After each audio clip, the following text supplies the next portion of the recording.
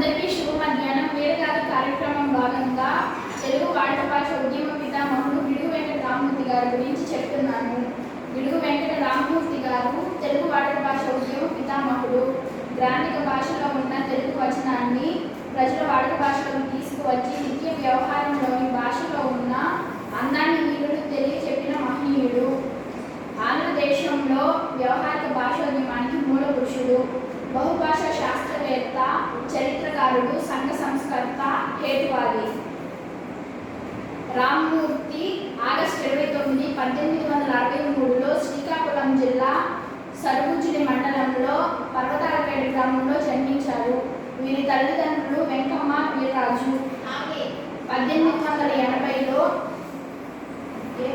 పర్లాకింది సంస్థానంలో ఉపాధ్యాయునిగా వృత్తి జీవితం మొదలుపెట్టారు. అప్పటి నుంచి 1911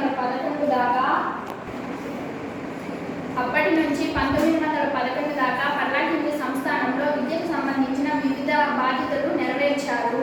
1913లో ప్రభుత్వం రావు సాహెబ్ బిరుదు ఇచ్చి గౌరవించింది.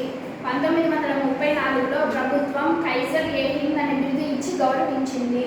1938లో ఆంధ్ర విశ్వ కళా పరిషత్తు కళా ప్రపూర్ణతో గౌరవించింది. ఈయన జనవరి 22, 1940న మరణించారు. ధన్యవాదాలు.